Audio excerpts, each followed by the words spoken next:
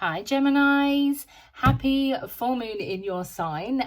Welcome, my name is Julie. I am the owner of Soul Focus UK. I am all about elevation with tarot so that we can live a better life, and this reading is specifically all around what we need to do to elevate ourselves during the Gemini full moon and eclipse. This is a collective reading, so if it doesn't resonate, please do not worry. You can look back at other videos. It is all about sun, moon and rising stars. If you are interested in any of my products or services, the link is down below. So excuse me, what narrative do we need to address or be released with this full moon? So the Gemini full moon is very much about what story do we tell ourselves. So we're really talking about looking at this narrative right now. What narrative do we need to address or release, please? I'm going to pop that one there. Sort of half flipped.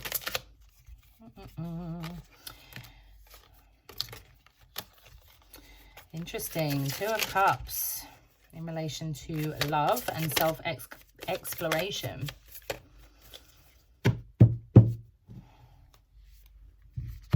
Scarcity and loss. Two of Wands. Okay, so with this, I'm talking Two of Cups. We're very much talking about love, but for me, this specific card in this specific deck is very much about self-love, self-exploration, and looking at things in that way.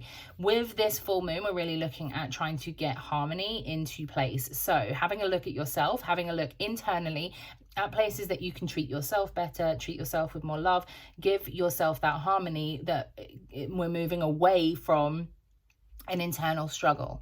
Okay, we've got this Five of Pentacles here, which is very much about financial loss, financial difficulties. So there could very well be some of you who are dealing with money mindset issues, and this is a great time to bring that to the plate. Okay, so we really want to address what we think about loss, what we think about scarcity, especially in regards to money, but it can be anything physical because we are talking Pentacles, which is of the earth. Okay, the Two of Wands we've got here is very much about starting out on a journey, but perhaps feeling like you're not ready to start out on that journey. So this could very well be that that's the narrative that you need to address or release. Perhaps you are ready to start on that journey, but you're holding yourself back because you're not quite sure which way to go. You already have the knowledge. You have been imparted with that knowledge. This is something that is from another realm. It was imparted to you before you came to this earth this time. So just keeping that in mind, these are the type of things that we could be focusing on and what you may need to release around this full moon. Okay, what are the blocks that we could come up against, please? What are the blocks for Gemini, please? I'm going to do two. Of course fragmented energy came up for you. Of course it did. You're Gemini, you're all over the place. Okay, so this could really be a big issue right now because we're talking about not only as a general Gemini with your split energy between you as a twin, but we then got the highlighting that energy even more with this Gemini full moon and the fact that it's an eclipse. So this could really be a big issue for you. I would suggest writing a list and going through it methodically because you're going to be bouncing around from idea to idea. Okay, really sit down and hone in at what it is that you want to do, what it is that you want to explore. This is very, very important for you. Okay, stop spreading your energy everywhere. Bring some of it back to yourself. I think self-love is going to be a big, big thing here for you. Discovery. Some of you are going to struggle with the concept of opening up your mind to other points of view, which is strange for you because you guys do have that ability to adapt and learn and perceive new information quite well.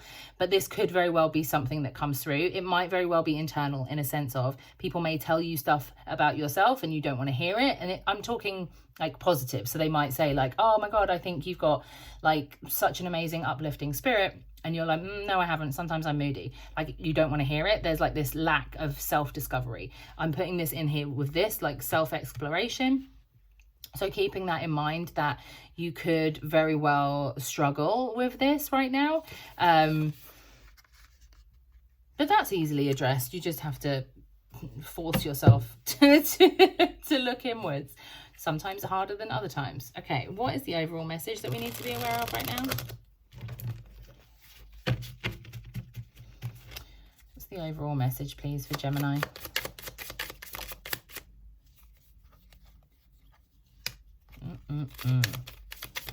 That is interesting. So you've got the Two of Cups on the table, which is all about love, and then the Three of Swords, and that's the only card that's come out for the overall message. Everyone else has had multiple cards. You are joking. That has struck a chord with one or two of you, if not more.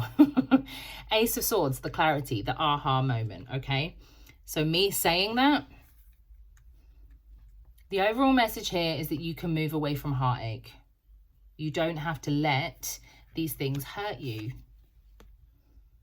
Okay? We can create our own narrative. We can look into ourselves. It doesn't matter what someone else has said or done in the past. It's all about ourselves. This is very, very important, okay? It's really about how can you uplift yourself?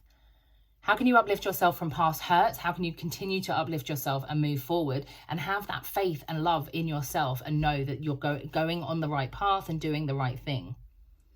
This is a lot of internal work for you guys to do around this moon, I know. It's probably because it is in your own sign and this might very well be heightened. There may very well be as well. I will say this because Sagittarius energy, which we are in as Sagittarius season, is very much about like past lives and things like that. There could very well be some inner healing that some of you need to do, that is a past hurt, and this spiraling of lack of self-love as a narrative could very well be something that is that ingrained, and that's why it's that difficult. But that's why it's coming up now when this moon is in your sign and it is illuminated with the eclipse. Okay. Ooh, that feels like a lot of deep energy right now. Sorry, guys. Okay, what positive action can we take now to go forwards, please, with this moon energy?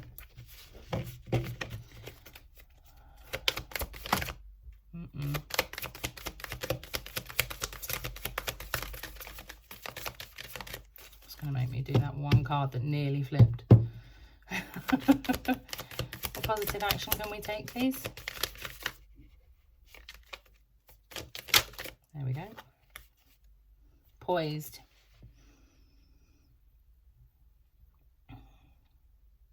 Know that you are poised and ready for big things.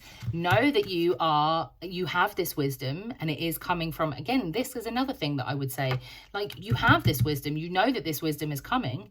Like, it's coming from somewhere, and it could very well, again, be a past life. You are poised and ready for success. You are poised and ready for the next step. You are poised and ready for whatever comes. So that positive action as a poised position is trusting in yourself, trusting and believing that you are in this position and you're able to move forwards with that. This is a very powerful message. And a lot of this I do think is like from past lives.